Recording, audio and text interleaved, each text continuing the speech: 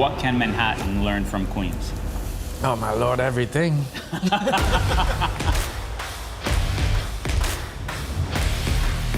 That's amazing. Oh my gosh. This is one of the best octopus I've ever had in my life. It's an explosion of flavors. Vocês não estão entendendo. Queens is great because of the people. It's first and foremost the people that make Queens great. It's the diversity of folks, it's the languages, it's the vibrancy, it's the people. This is the immigrant borough, and we bring our food with us because the food is expression of the people.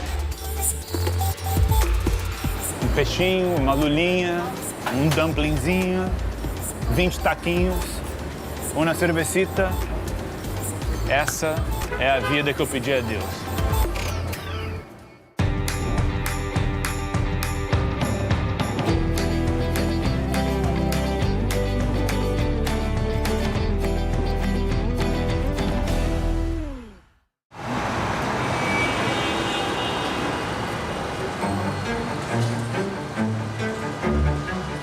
A 15 minutos de Manhattan, sem trânsito, fica um dos lugares mais multiculturais, não só dos Estados Unidos, mas do mundo. Aqui no distrito de Queens, a gente encontra gente de mais de 150 países. É com certeza absoluta o distrito mais multicultural de Nova York. Isso, é claro, tem um impacto incontestável nos dialetos, nos hábitos, no comportamento, na arte e, para minha sorte, na gastronomia.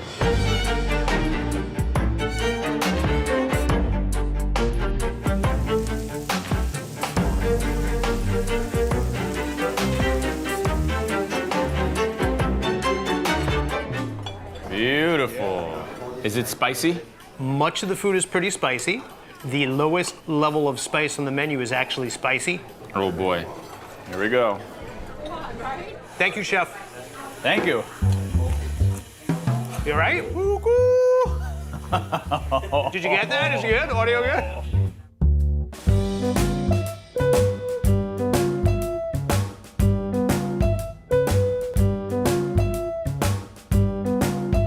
Sweating. Careful with the eyes. Careful around the eyes. Yeah. No, it's delicious, but it'll teach you a lesson. It's bright. It's bright. Where did this passion for food and this interest, this curiosity for multiculturalism come from? When I moved to Queens in the late 90s, I quickly discovered that there was all sorts of food from all over the world along the 7 train, which I would later discover was known as the International Express. There's just so much food and culture everywhere. It just blows my mind.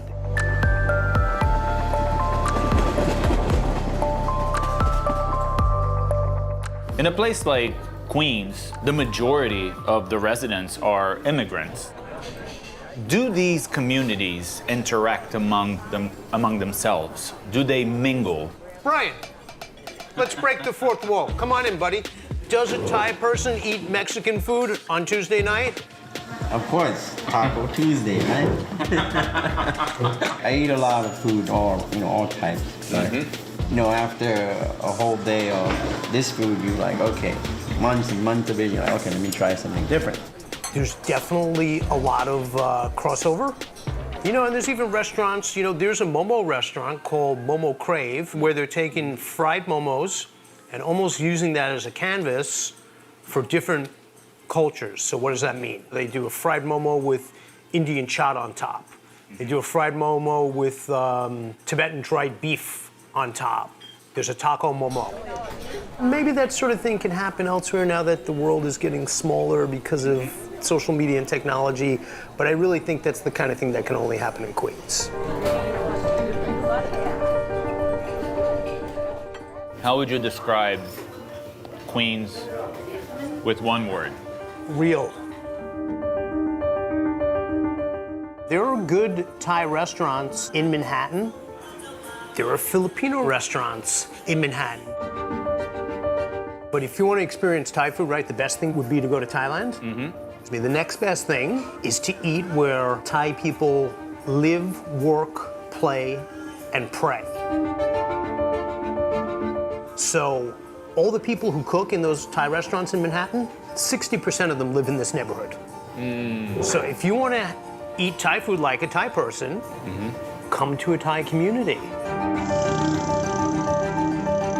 This is a super, super Thai neighborhood. As I believe you've seen, it's starting to get increasingly Tibetan. Yes. We have places like Na Sang. Na Sang took over a dim sum parlor, and they now have this gorgeous restaurant over there.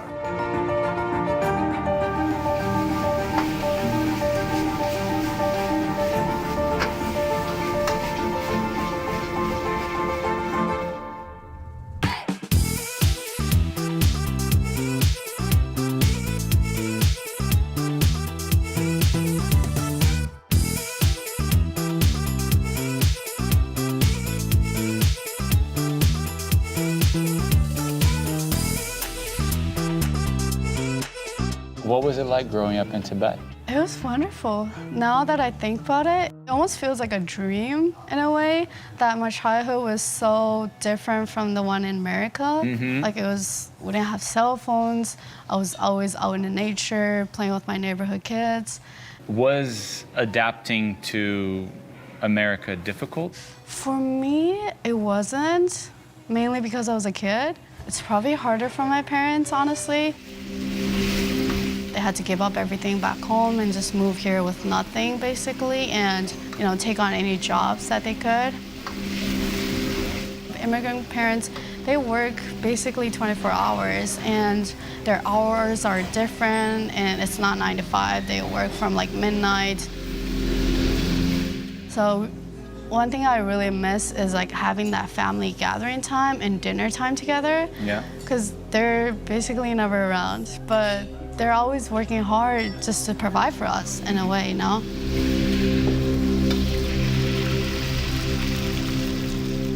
It's ready. Thank you. My beautiful. favorite. These are our famous giant dingmos. What's a dingmo? Basically bread that's in a cinnamon bun type of shape, and doesn't really have much flavor, but we use it as a sub to eat it with our food. Cheers. Cheers.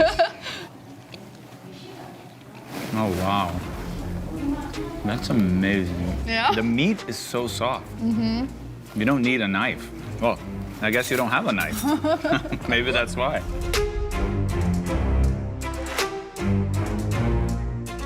How did your parents learn how to cook? My dad, when he first moved to the U.S., he worked at a restaurant, and he kind of just worked his way up and became a head chef at a restaurant. And then before moving to New York, we were in Minnesota. We had a restaurant about 10 years over there as well. Okay. And he was a head chef there with my mom. Do you remember moving to Queens? Oh, we moved here last year, in November. And what was it like? Did you like it right away? I love it. First of all, I love New York in general. But I love Queens. It always feels like home away from home. Just because the community here, we have so much Tibetans here, and just the diverse in general in Queens. But there's a big population of Tibetans, and there's a lot of aunts and uncles from my hometown that were, like, I grew up calling them aunts. Now they're all moved here. I can speak my dialect, and they can understand our jokes, and it just felt like home. What would you say has been the most valuable lesson you've learned from your parents? I feel like one thing is definitely not giving up. They moving here with nothing, just building this whole place for themselves now. The so-called American dream, I feel like they achieved it. And I think that's a lesson that I'm taking away, is never giving up. No matter how small, how little you have. As long as you work hard, put your whole heart into it, and have a goal, anything is possible. And I feel like in Queens, you can see that example everywhere. Every place, every shop that you go to, it's their family's proud little thing. Like, that's what they achieved. Anything's possible here. That's how New York makes you feel. I could not agree more.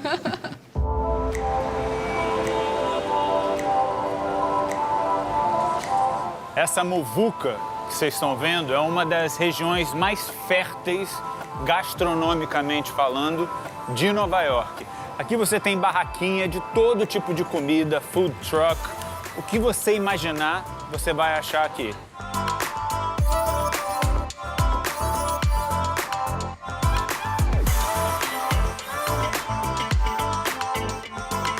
Esse lugar é conhecido como Roosevelt Avenue. Mas tem tanto latino, tanto latino, tanto latino aqui, que todo mundo chama esse lugar de La Rusi.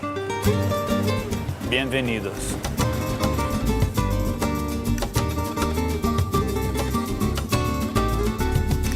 Where are we right now? So right now we're in Taqueria 45, one of my happiest places on earth. One of the first restaurants in Queens, Mexican restaurants in Queens. So this is a veteran place, poblano menu, and in general, just a place where I come to just feel, when I need a little cultural recharge, let's say.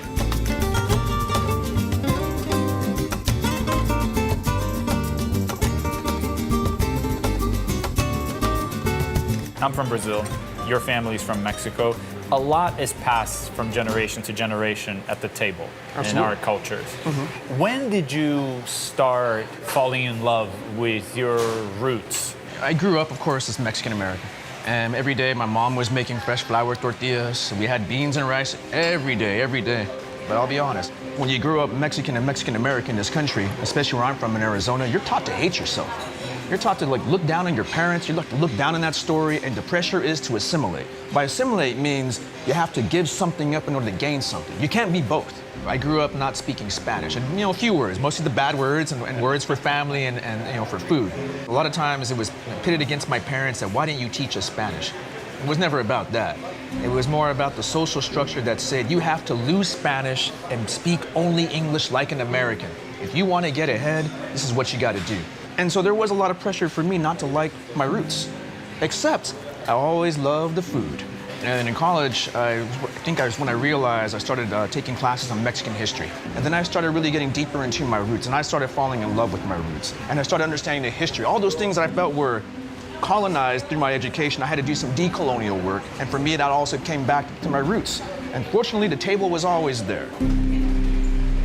I guess the most important question in this interview is, where are my chips? Where are the chips? Well, you can tell them we get those chips. Oh, cool. Thank you. Oh, we got to share. Both. We got both. All right, thank you. Now, these folks are from the state of Puebla. So you may notice the double tortilla here. Oh, yeah. Why have one tortilla when you can have two? Well, stuff falls out. So you got a bonus. How would you describe Mexican food? I feel like a lot of people think that Mexican food is just chips and salsa and guacamole. No. The chips is more of an American version. So what we're having is something that's very much what Americans would expect when they go to a Mexican restaurant. In fact, it's not monolithic at all. The way we'd say American food, we'd understand that the food is different where you go. There's a tradition in the South, in the Northeast, and all these various places. I mean, Mexico is the same way. The food in the Yucatan is very different. The food in mountain regions, the food on the coast, by the beach. But one thing is interesting.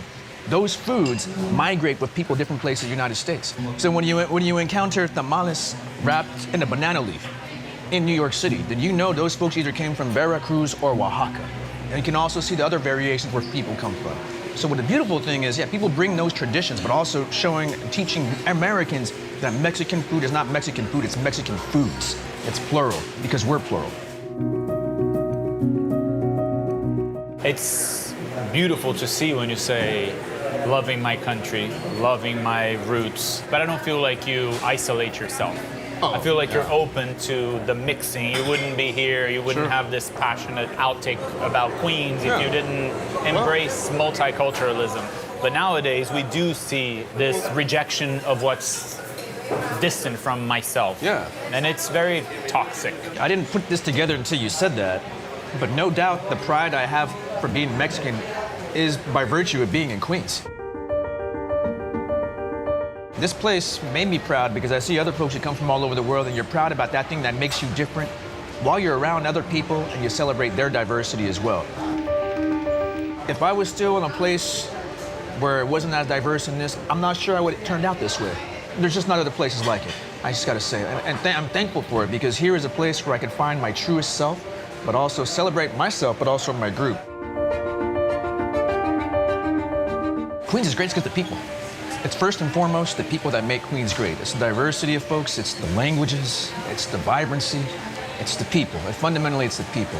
And the best part about this is people from all over the world, they bring their cultures with them, and they share them, and they celebrate them, and they teach their neighbors about them. This is the immigrant borough, and we bring our food with us. And that food is great, it's delicious, because the people are great. And so the food is expression of the people. If you really want to see New York City, you got to come to Queens.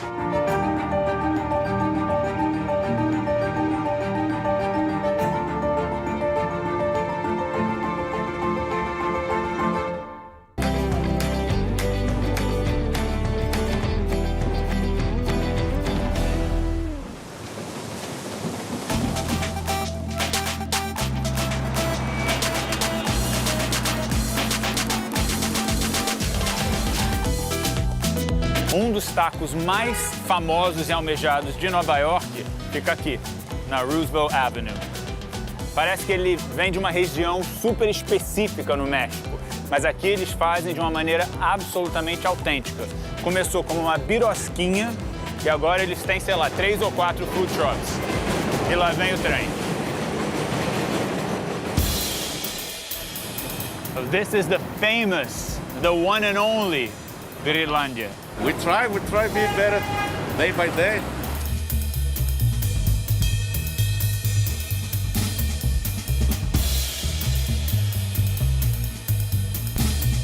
You're from Mexico. You worked in a very respected restaurant Yes. that focused on Italian food. Yeah. What happened that you decided to stop working with different types of foods and decided to go back to your roots? I feel like over here in New York, too many taquerias everywhere. They don't take care about the original taste. They take care about the business. And I try to find there's not the right sauce for the right taco. And little by little come the idea to why I don't do this, I don't do that. What's the secret of your taco, of your sauce? Like, why is it so special? I believe the most special is like the phenomenon, like nobody saw before this, is deep the taco in the consommé. Vocês não estão entendendo. This is one of the best tacos I've ever had in my life. I don't think I could have you near my house. I would be this big. É uma fartura de carne. The soup is the same brodo, we cook the meat for make the birria. Wow. We have the meat over here. This is a very good meat, part with the bone. This is the brisket, the beef breast. Wow.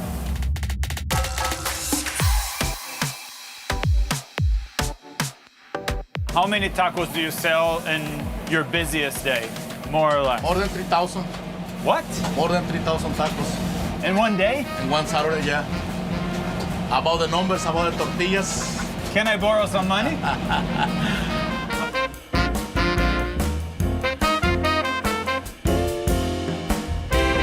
This needs to be done every single day. Yeah. What time do you guys wake up to cook? So they start at 7 a.m. in a central kitchen. Yeah. We have one central kitchen that we cook them for the 3 locations that we have.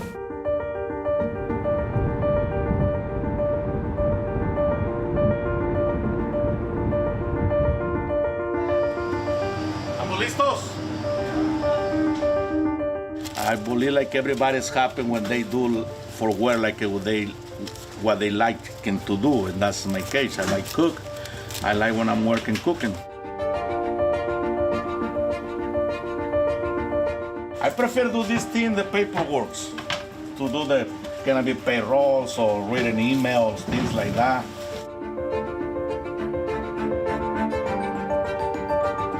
When I had the opportunity to help my team to do things like that, peel the tomatillos, because I don't know, I feel like it stress me out, these things. So I feel like I'm focused, I forget about all the problems.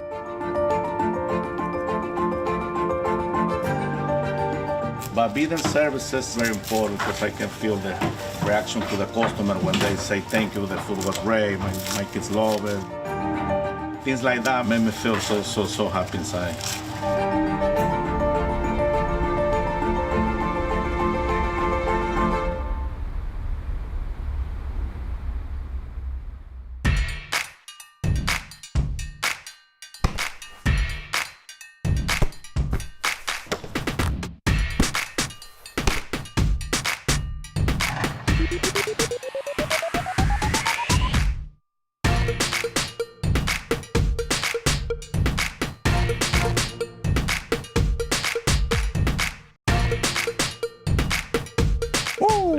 That's good.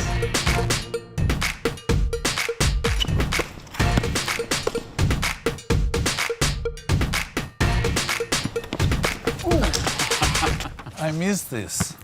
When did you learn how to play basketball? Well, so I started when I was like 6 years old. They took us from the class, and you know, and they see you a little taller, I say, come, so. I am awful in every sport. The only place I'm worse than in the court is in the kitchen. But I'm good at the table. You'll see. Oh, I was born to do this. Yeah, the technique is very important, you know.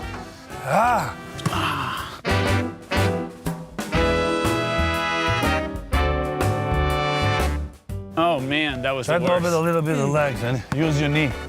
Put the knee down a little bit. When you shoot, make sure the whole arm is straight. Nice. How did food come into your life? Well, I moved to the state 95, 96. When you come, you know, you have to work in a restaurant or construction, and you know, so I decided to go to a restaurant. Did you bring a lot of lessons from basketball into the kitchen? Yes, because in the kitchen, it's still team. You have to be a leader to make everybody come, you know? Even they make a mistake, it's okay, good job, well done, you're gonna do better. You know, you can't yell and scream because you're not a leader. The leader is to teach other people how to work together like a team. Good afternoon, gentlemen. Buenas tardes. There you go. What's up? ¿Cómo estás? ¿Cómo estás? What's up, chef? How are you? But you got here, you weren't a leader. You started washing dishes, I'm not sure. Dishes, yep. Yeah. Start cleaning dishes, sous chef, cleaning, any job, you know? When you play sport and you do all this practice now and you go to the next job, a restaurant or construction or any kind, you want to do the same thing. How you do that? Go to work every day, learn every day, and step by step, step by step, step by step. You can't jump to 1 to 10. No, it's not going to happen. Yep. Little by little, brick by brick. Brick by brick, you build a house. And this country is one of the best opportunities right here. It's the American dream. You start from the bottom, and if you do everything you're supposed to do, you're able to climb to the top. Yep.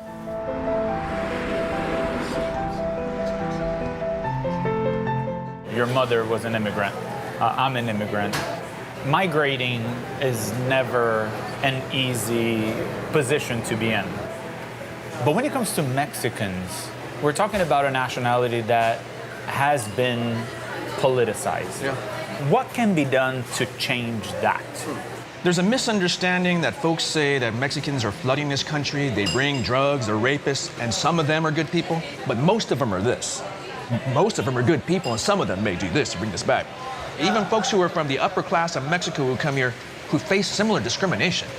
So there's where you can see different kinds of alliance, because in some ways, the racism is what unites us. But the real story is that Mexicans have come to this country, and immigrants have come to this country out of love and hope what this place could be. And sometimes I think it's misunderstood that maybe folks or Americans understand how much immigrants want to be loved. We want you to love us so bad. We love you so much. You look the other way. Americans sometimes don't know that for some folks in Latin America, they work for $9 a day. And understanding that you can make more here in 1 hour than you can in a whole day. You can work 1 day a week, a job that nobody wants, and you can make what you would work in a week somewhere else. And Americans, you have to ask themselves a question, would you do it? I think the world understands that any immigrant deserves a chance, deserves the opportunity, because it's not a crime to try to get a better life for your family. And so the projects and everything I try to do, whether it's my teaching or my research or my writing, is get folks to see us as human beings, with feelings, with emotions, as multidimensional, and also as contributors to society.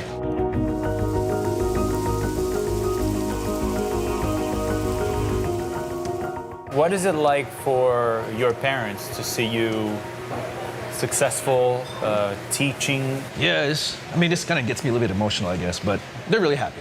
They're really proud. I'm more proud of them because this story doesn't just do with me. I have siblings as well, and whatever success I have is because we did it together as a family. Sometimes in American culture, it's the individualism about sometimes even being a competition with your siblings.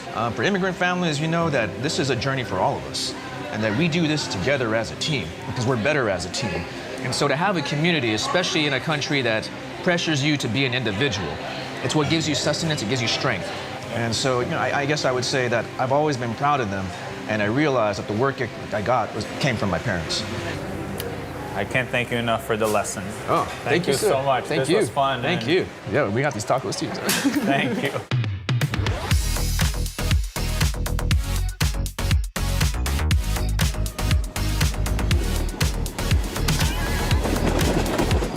Nova York tem 5 distritos: Staten Island, Brooklyn, Manhattan, Bronx e Queens, onde eu tô agora. Mais ou menos 2,5 milhões de pessoas vivem aqui no Queens. A gente está falando de mais de 167 idiomas. Mas o que é mais interessante é que 6 entre 10 moradores do Queens vão para casa e não falam inglês, falam outra língua.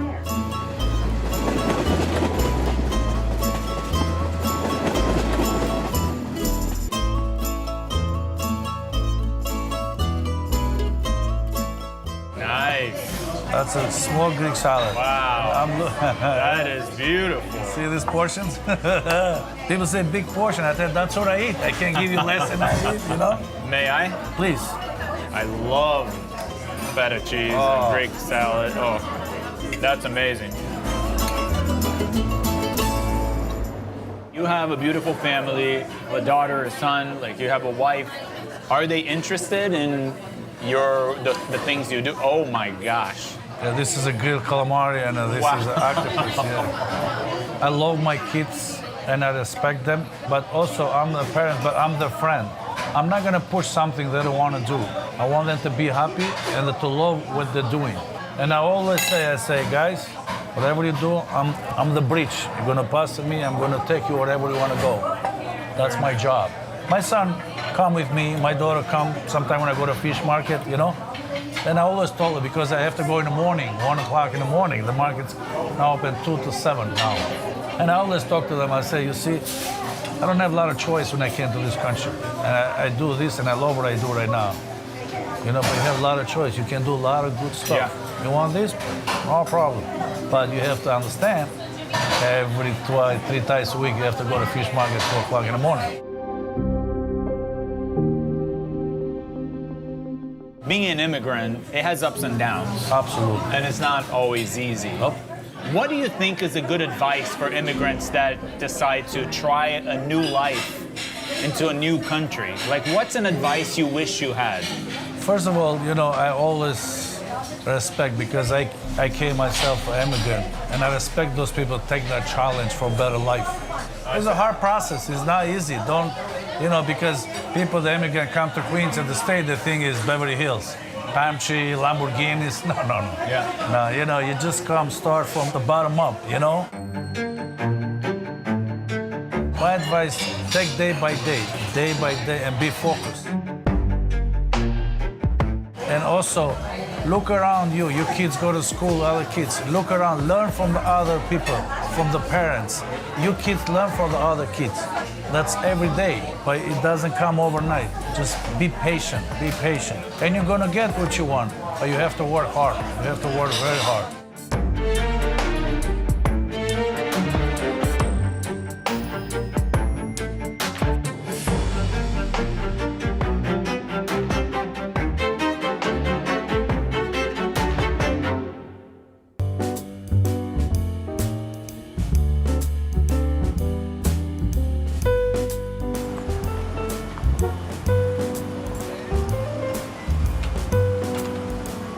Poucos tipos de restaurantes são tão emblemáticos, são tão americanos quanto o diner.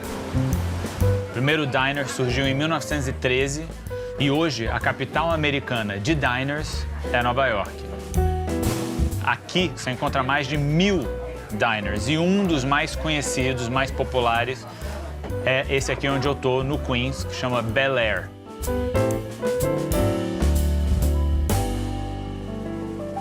Os diners são famosos por itens tipicamente americanos. Cheeseburger, panqueca, French toast, milkshake.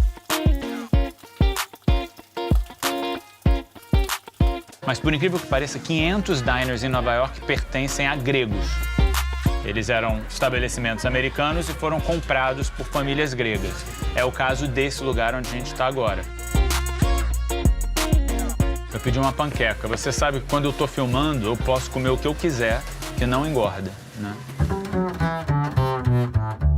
Thank you so much. Oh, that looks beautiful. Vou precisar de uma mini dieta depois desse programa. Mas vale cada caloria.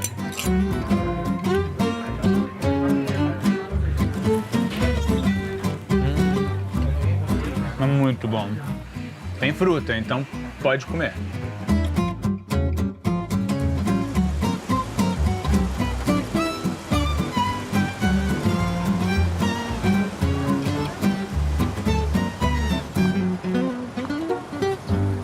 Emwell's been here for over 10 years now. 10 years now.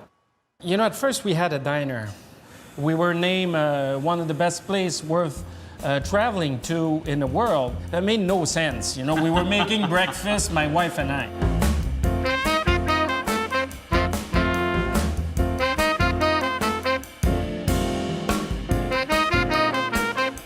What are we doing? This is a goat tagine that we started. Look good. And this is cooking. Usually I cover it up. Beautiful. Isn't it?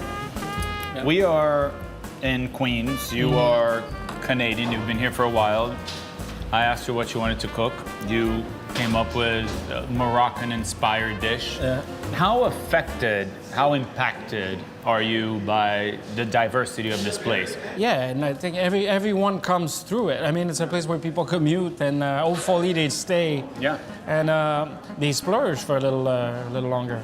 But it is, and it's been with everyone that worked with me. Rarely people are from Long Island City that works here, right? And I think it's an exchange, and it's also me wanting to learn.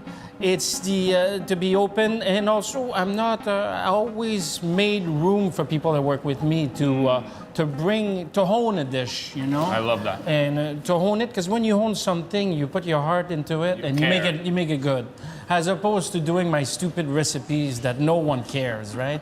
You want to find something that we care equally, and I think we care about generosity and giving people something that's good and makes sense.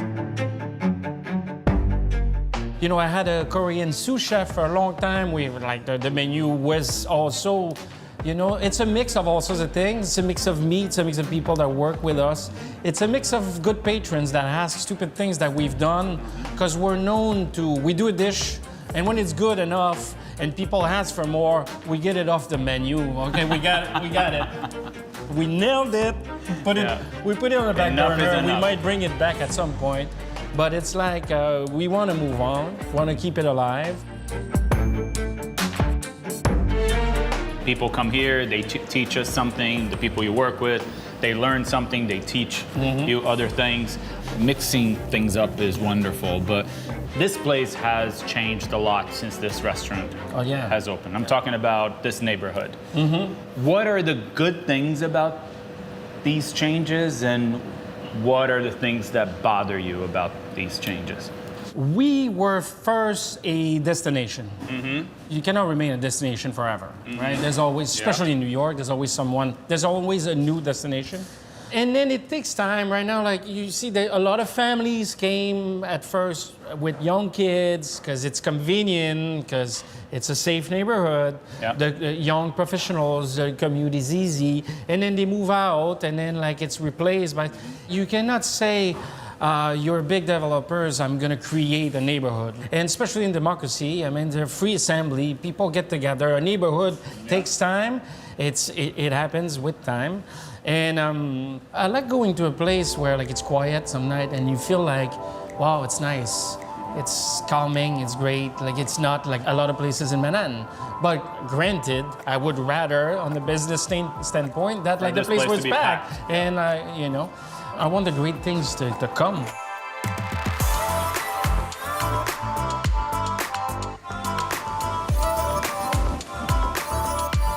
Nova York tem uma população de mais ou menos 9 milhões de habitantes. 16% dessa população é de origem asiática. A gente está falando de mais ou menos 350 mil pessoas. 11, 12 mil delas vivem aqui, em Long Island City, no Queens. O que é interessante é que décadas atrás isso aqui era uma área industrial ocupada por imigrantes italianos. Mas nos últimos 20 anos, esses imigrantes mudaram. Chineses, coreanos, japoneses e assim por diante.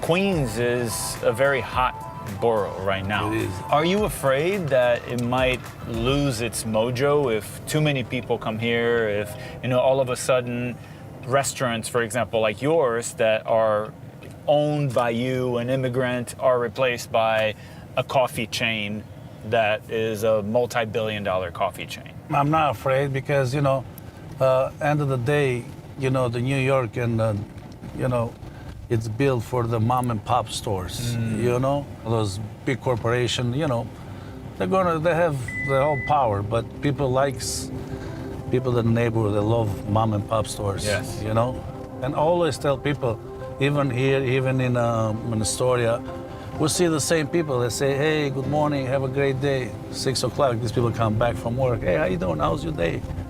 So it's create the community Yes. and the business unite together. One thing I've noticed here in Queens is that you might be driving through 2 blocks and you feel like you're in Egypt. And then you cross a street and you could be in South Korea. That's what it is. So you walk like a couple blocks and you see people from Middle East smoking the hookah and this. The next block, you see the guy at the tacos and this. How nice is this, And all the different cultures. Quite often, different cultures don't get along, different nationalities don't adapt to different countries. But when you're here, there's an understanding that people look in the eye, they say good morning, and one is wearing a burqa, the other one is wearing a bikini. Yep. But it works. It works.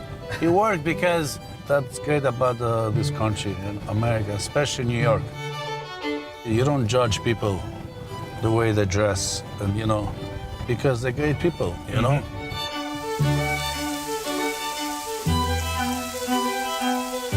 What is it about this place that allows everyone to live, to cohabitate For sure. in harmony? I feel like it's the common feeling that they had and also the common things that they share. They're all immigrants. They all came here for a reason, for a better future, for a better life, for their kids to do well. And I just feel like since people know the pain that they felt of moving here, they want to make this place a good place, like a better home for them. I think that's why people get along here so well.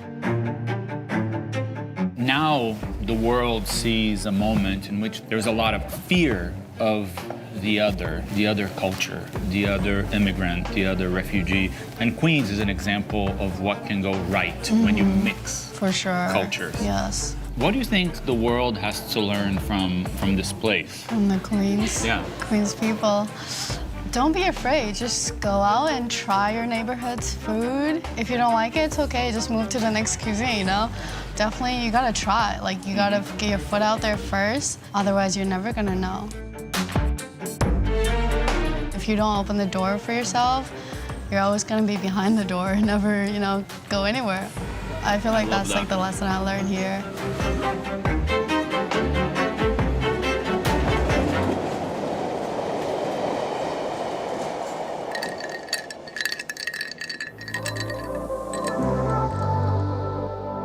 Esse é um dos meus bares favoritos em Nova York, chamado Dutch Kills.